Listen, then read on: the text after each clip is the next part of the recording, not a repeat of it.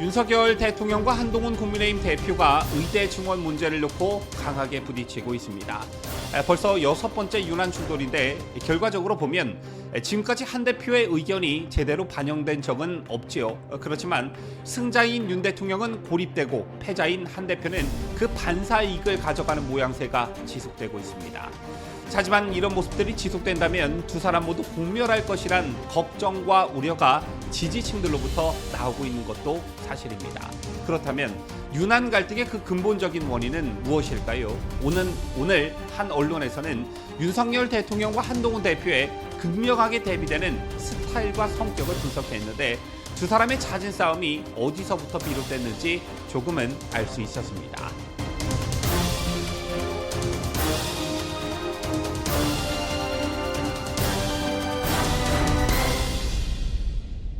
시청자 여러분 안녕하십니까? 뉴스데일리 베스트 민앵커입니다. 윤석열 대통령의 국정 지지율이 20% 초반대를 기록했다는 여론조사 결과가 어제 나왔지요. 한국갤럽의 여론조사였는데 윤석열 대통령의 국정 지지율은 직전 조사 때와 비교하면 4%포인트 내린 23%로 조사됐습니다. 정당 지지도는 국민의힘이 30%, 민주당이 31%, 조국혁신당이 7%, 그리고 개혁신당이 2%로 조사됐는데 대통령의 지지율 그리고 국민의힘의 지지율 모두 지지층들 입장에서는 만족스러운 숫자는 아니지요. 이런 배경에 윤석열 대통령과 한동훈 대표의 갈등, 이른바 유난 갈등이 자리 잡고 있는 것은 아닌가 이런 생각하시는 분들 많으실 겁니다.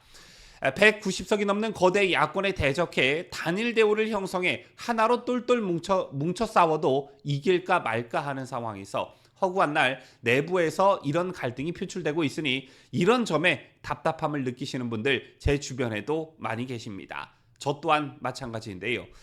이른바 유난 갈등으로 대변되는 윤석열 대통령과 한동훈 위원장 간의 갈등은 이번 의대 증원 문제를 포함해 총 6번 있었습니다. 이 중에서는 유난 갈등을 부추기는 야권과 일부 언론들의 프레임 시도도 물론 포함되어 있었지만 표면적으로 드러난 것만 해도 6번씩이나 된다라는 것인데요. 최근 한동훈 대표가 의대 증원에 대한 중재안을 제시한 이후 당정 갈등이 그야말로 최악으로 치닫고 있습니다. 대통령실은 30일 예정된 윤 대통령과 한 대표의 만찬을 연기했고 윤 대통령은 지난 29일 인천국제공항공사 인재개발원에서 열린 국민의힘 의원 연찬회에 불참했습니다. 윤 대통령이 국민의힘 국회의원 연찬회에 불참한 것은 이번이 처음이라는 점에서 이번 유난 갈등을 심각한 상황으로 보는 시각이 우세합니다.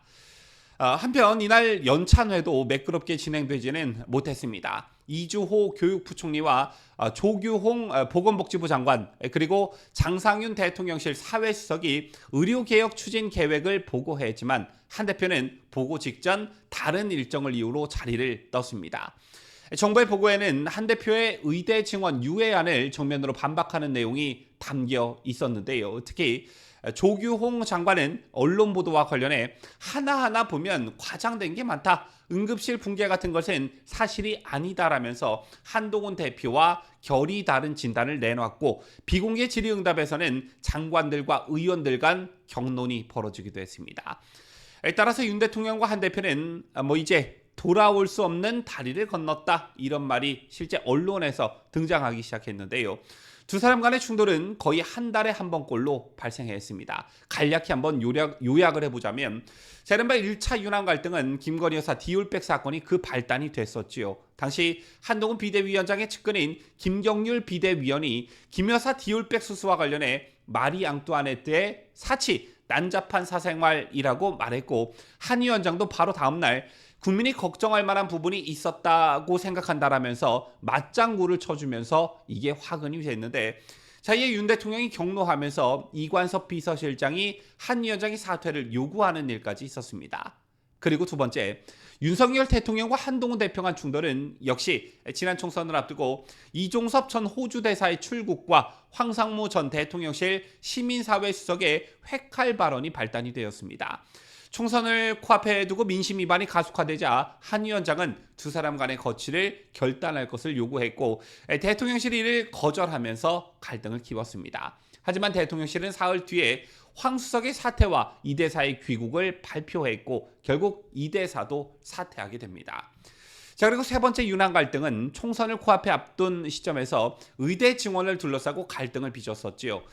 대통령실은 2,000명 증원을 고집한 반면 한 위원장은 긴급 기자회견을 자청해 유연한 대응을 주문했습니다. 그럼에도 윤 대통령은 지난 4월 1일 대국민 담화를 통해 2,000명 증원을 고수했고 한 위원장은 이날 부산 지원 유세에서 국민 건강과 직결된 문제이기 때문에 숫자에 매몰될 문제는 아니다라고 반박하면서 결국 한 목소리를 내는 것에 실패했습니다.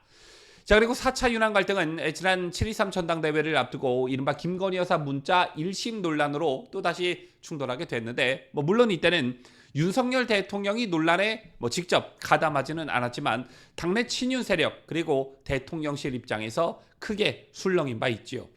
자, 그 다음 5차 윤한 갈등의 경우에는 한 대표 취임 2주 후에 김경수 경남지사가 8.15 광복절 특사 명단에 포함되면서 발생했습니다. 한 대표가 대놓고 김 전 지사의 복권에 반대했고 당 게시판에는 10,000개가 넘는 항의 글이 달리기도 했었지요. 그리고 최근 벌어진 의대 증원과 관련한 충돌이 그 6번째인데요. 그렇다면 자, 오랜 시간 인연을 쌓아왔던 좀 더 직설적으로 말해 형 동생 하면서 오랜 시간을 함께 해왔던 두 사람이 자, 이렇게 사안사안마다 부딪히고 있는 이유가 무엇일까요? 자, 이것과 관련해 새로운 시각으로 접근하는 기사가 어제 있었는데요. 어제자 펜앤드마이크를 보면 윤 대통령이 왜 한동훈을 검찰총장이 아닌 법무부 장관에 임명했는지에 답이 있었던 것이라는 분석 기사가 있었습니다. 두 사람의 극명한 스타일 또는 성격 차이가 잦은 윤한 갈등을 불러온 게 아니냐, 이런 접근 방식으로 윤한 갈등을 분석한 그런 기사였는데요.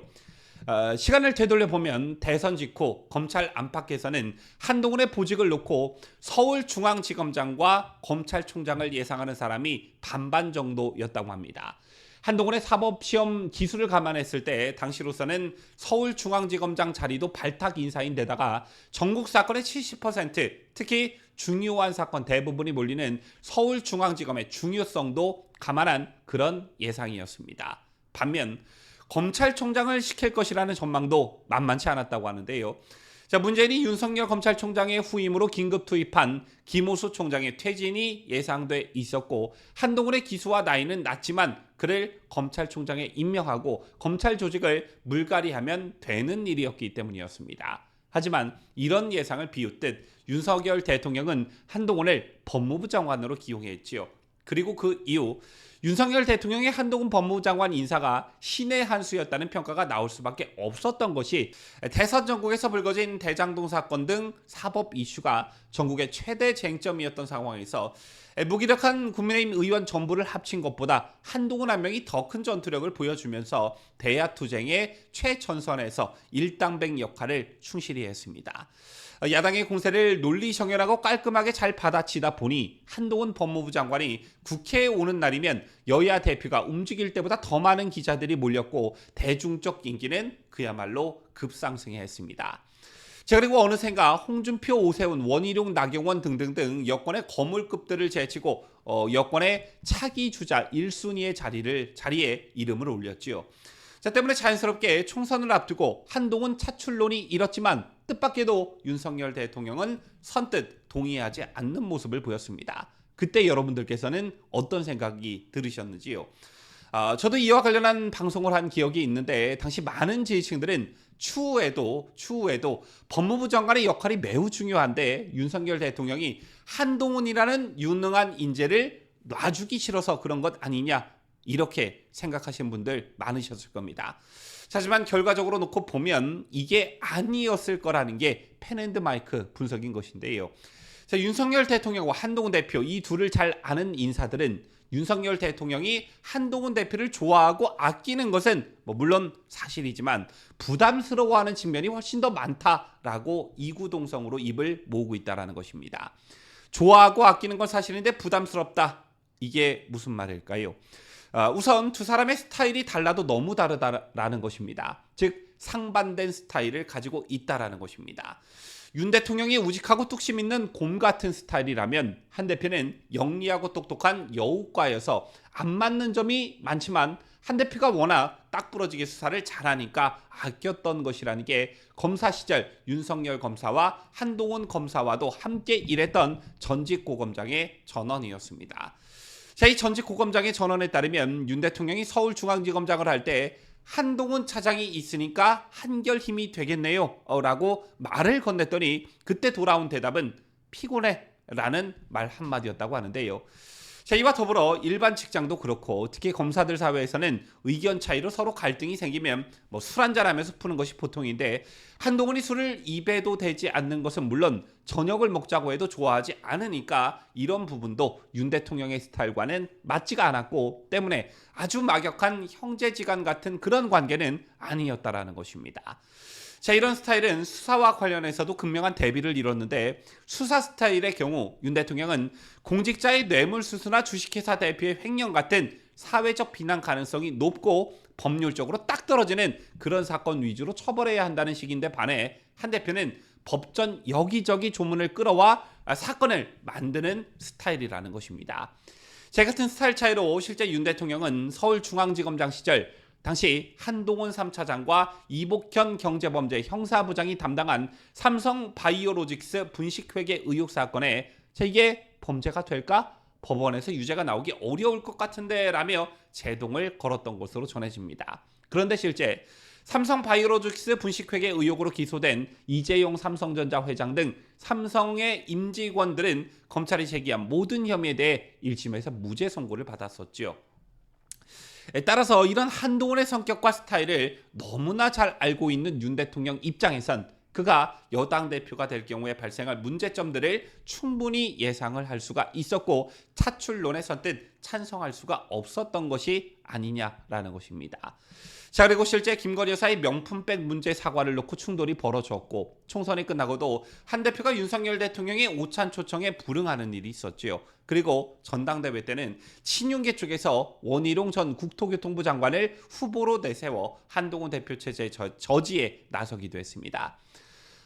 꼭 정치가 아니더라도 가족 간의 관계 또는 친구들과의 관계, 직장에서의 관계를 보면 나는 그 사람과 성격이 잘 안 맞아. 그 사람은 내 스타일이 아니야. 이런 말을 자주 하곤 하는데 상반된 두 사람의 스타일과 성격이 상호 보완 관계 역할을 하면서 시너지 효과를 내게 될지 아니면 7차, 8차, 9차 유난 갈등을 야기시키면서 여권 전체에 공멸을 가져오게 될지 여러모로 걱정되는 그런 사안이 아닌가 싶습니다.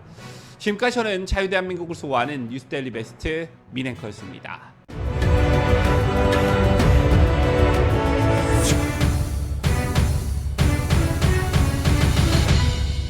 함께해요. 뉴스데일리 베스트.